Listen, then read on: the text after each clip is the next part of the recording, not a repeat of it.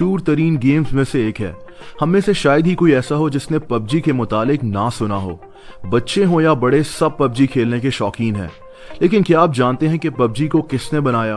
वो कहते हैं ना कि एक छोटा सा आइडिया आपकी जिंदगी तब्दील कर सकता है। इसी तरह पबजी ने भी किसी की जिंदगी तब्दील कर दी। मैं बात कर रहा हूँ ब्रेंडन ग्रीन की। ब्रेंडन ही वो आदमी है जिसने पबजी को बनाया। एक वक्त था कि ये आदमी बेरोजगार था, इसका बैंक अकाउंट बिल्कुल खाली था। लेकिन फिर पबजी ने इसकी जिंदगी को रातों रात तब्दील करके रख दिया। ब्रेंडन की कहानी इंतहाई मोटिवेशनल है। ब्रेंडन आयरलैंड में पैदा हुआ था और अपने करियर की शुरुआत में ये एक फोटोग्राफर और डीजे था। इसके साथ साथ ये एक पार्ट टाइम वेब डिजाइनर भी था। यानी ब्रेंडन अपनी जिंदगी शादियों में फोटोग्राफी करके और वेबसाइट्स को डिजाइन करके गुजार रहा था, और कभी कभी ये डीजे भी बन जाता था। ब्रेंडन की लाइफ में कोई खास मकसद नहीं था। इसको फोटोग्राफी का बहुत शौक था और इसीलिए इसने ब्राजील जाने का फैसला किया। ब्राजील में ये फोटोग्राफी करके अपना गुजारा करता था और वहीं इसकी मुलाकात एक लड़की से हुई। बहुत जल्दी ब्रेंडन ने इस लड़की से शादी कर ली, लेकिन किस्मत को कुछ और ही मंजूर था। ये शादी सिर्फ 2 साल तक चली और ब्रेंडन और इसकी बीवी की तलाक हो गई। यही वो वक्त था जब ब्रेंडन पर मुश्किलात का पहाड़ टूट पड़ा। लेकिन जिंदगी में आने वाली यही मुश्किलात हमारे लिए नए रास्ते भी खोल रही होती हैं, और यही कुछ ब्रेंडन के साथ हुआ। 2013 में ब्रेंडन ब्राजील में था और ये फंस चुका था। इसके पास पैसे खत्म हो चुके थे और ये बहुत मुश्किल से अपना गुजर बसर कर रहा था। ब्रेंडन के मुताबिक इसके पास इतने पैसे भी नहीं थे कि ये जहाज की टिकट ले और वापस आयरलैंड चला जाए।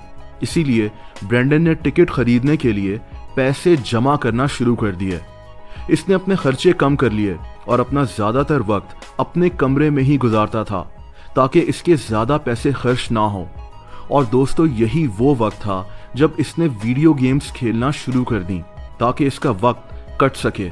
यहीं से ब्रेंडन को ऑनलाइन वीडियो गेम्स के बारे में पता चला। ब्रेंडन कोई गेम डेवलपर नहीं था, लेकिन इसका इंटरेस्ट इस तरफ बढ़ता चला गया। खैर, 2014 में पैसे जमा कर इसने जहाज की टिकट खरीद ली और ये आयरलैंड वापस आ गया। लेकिन मुश्किलात का सिलसिला यहाँ भी खत्म नहीं हुआ। ब्रेंडन के पास पैसे ना होने के बराबर थे। इसका बैंक अकाउंट बिल्कुल खाली था और इसको कोई काम भी नहीं मिल रहा था।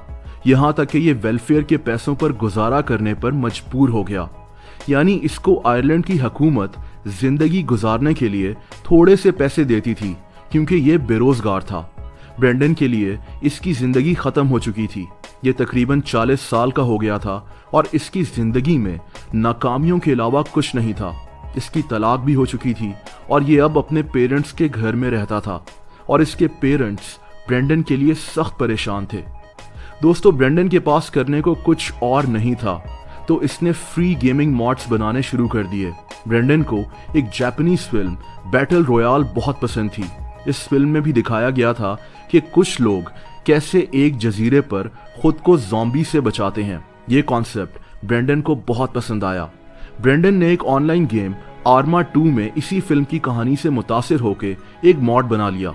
इसके साथ साथ ये गेम्स को डिजाइन और गेम्स की कोडिंग भी सीखना शुरू हो गया।